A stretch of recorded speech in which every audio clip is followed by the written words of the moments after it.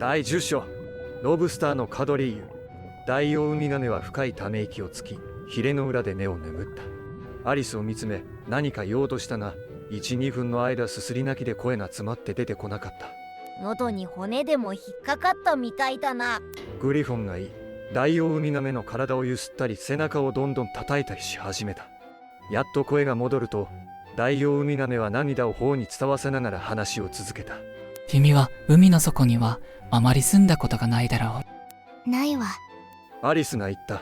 するとロブスターに紹介されたこともないだろう。アリスは一度食べたことがと言いかけたが、慌てて口をつぐみ、ないわ。一度も。と言った。ならロブスターのカドリーユがどんなに素敵なものか想像もつかないだろうね。本当に。アリスは言った。どんな踊りなの？まずグリフォンが言った。海岸に一列に並ぶんだ。2列だ。ダイオウミガメが叫んだ。アザラシ、ウミガメ、その他もろもろ、それからクラゲをどけて。それに大抵時間がかかるんだ。グリフォンが口を挟んだ。2歩前。ロブスターをパートナーにしてな。グリフォンが叫んだ。もちろん。ダイオウミガメが言った。2歩前、パートナーに向き合って。ジロブスターを交換して元の順番で下がる。グリフォンが続けた。それからね。ダイオウミガメが続けた。こう投げるんだ。ロブスターをグリフォンが飛び上がって叫んだ。できるだけ遠くの海に向かって。追いかけて泳グリフォンが金切り声を上げた。海の中でトンボがえ。ダイオウミガメは夢中で飛び跳ねながら叫んだ。げ。またロブスターを交換。グリフォンがわめいた。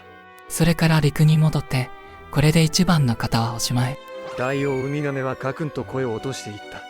二人は今まで気が狂ったように飛び跳ね回っていたのに、急にまたしょんぼりと静かに座り込み、アリスを見つめきっと素敵な踊りなのね。た。アリスはおぞおず言った。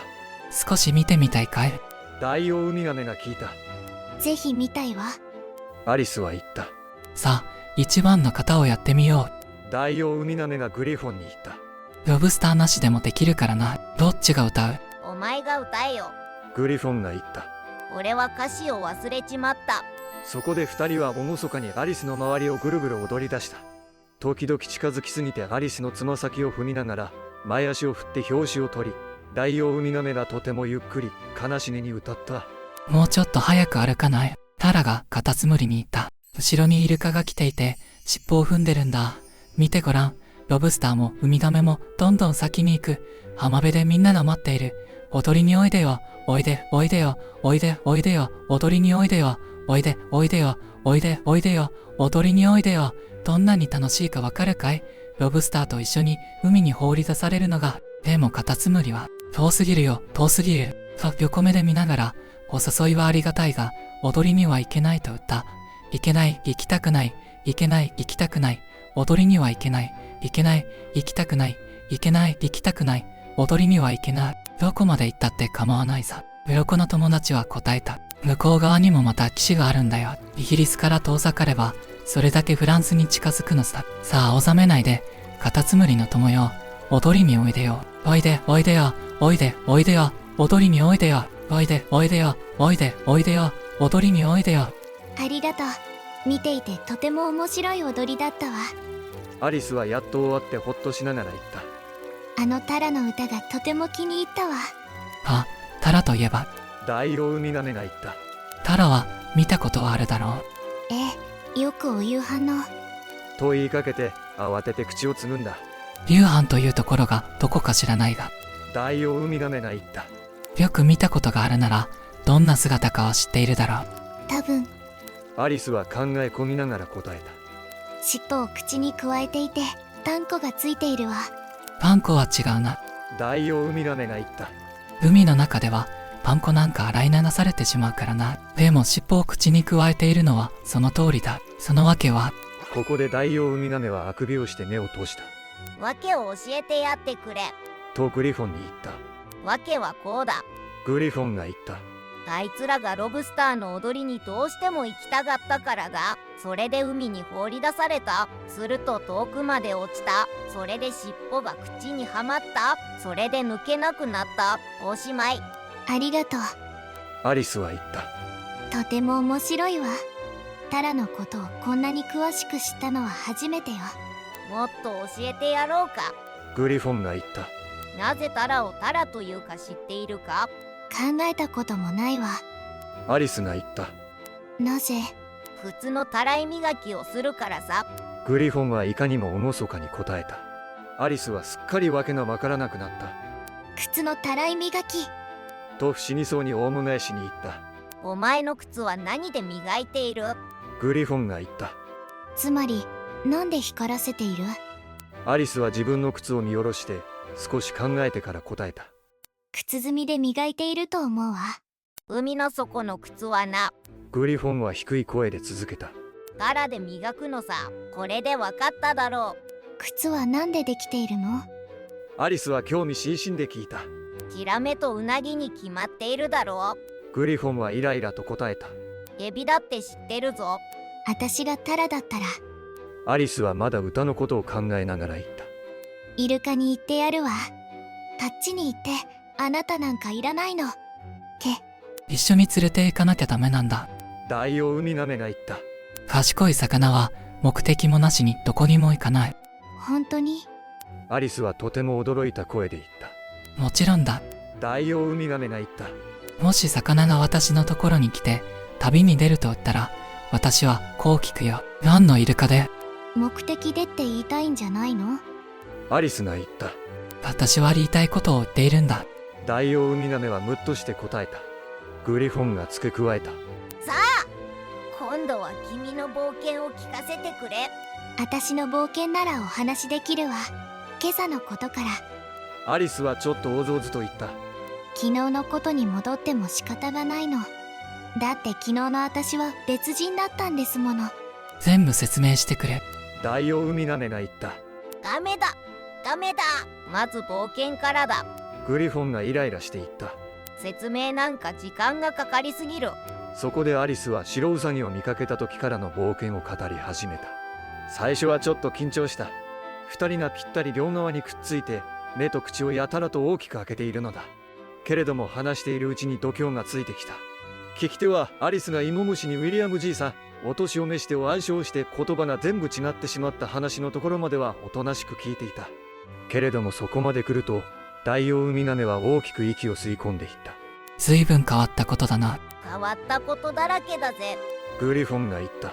全部違ってしまった。ダイオウミガメは考え込むように繰り返した。一つ何か暗唱してもらいたいな。暗唱しろと言ってやってくれ。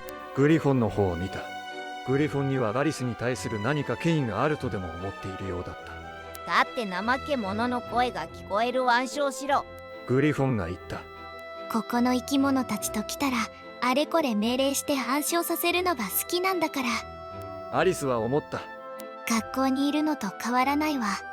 でも立ち上がって暗唱し始めた。ただし頭の中はロブスターのカドリーユでいっぱいで、自分でも何を言っているのかほとんどわからず、言葉はまるでおかしなものになった。聞こえるわロブスターの声。こう宣言した。こんがり焼きすぎだ。髪に砂糖をまぶさなきゃ。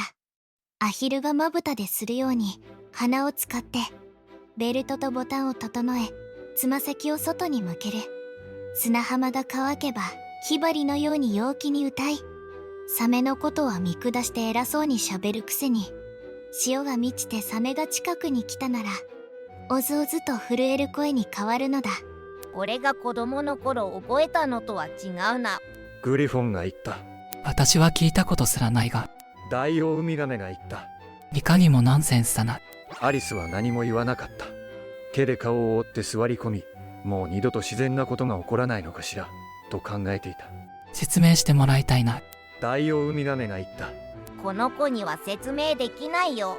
グリフォンが急いで言った。次の節に行け。でもつま先のところは。ダイオウミガメはしつこく聞いた。鼻でつま先を外に向けられるわけないだろう。踊りの一番のポジションよ。アリスは言ったが何もかもさっぱりわからなくて話題を変えたくてたまらなかった。次の節に行け。グリフォンが繰り返した。あの人の庭を通りかかるとで始まるやつだ。アリスは逆らう勇気がなかった。きっとまたおかしくなると分かっていたが震える声で続けた。あの人の庭を通りかかると片目で見えた。フクロウとヒョウがパイを分け合っていた。ヒョウがパイ側と肉汁と肉を取り、フクロウに残ったのはお皿だけ。パイがなくなるとフクロウはご褒美にスプーンをポケットに入れることを許された。ヒョウはうなりながらナイフとフォークを受け取り、宴を締めくくったのは、そんなものをいつまで繰り返しても何の役に立つんだ。大王ウミガメが遮った。喋りながら説明しないなら意味がないだろう。私が聞いた中で一番わけのわからないものだ。もうやめた方がいいな。グリフォンが言った。アリスは大喜びでやめた。ロブスターのカドリーユの別の型を試してみようか。グリフォンが言った。それとも大王ウミガメに歌を歌ってもらいたいかい？歌をお願い。大王ウミガメが良ければ。アリスはあまりに熱心に言ったので、グリフォンは少しムッとした声で言った。趣味は人それぞれだ。ウミガメスープを歌ってやってくれ。大王ウミガメは深いため息をつき、すすり泣きで声を詰まらせながら歌い始めた。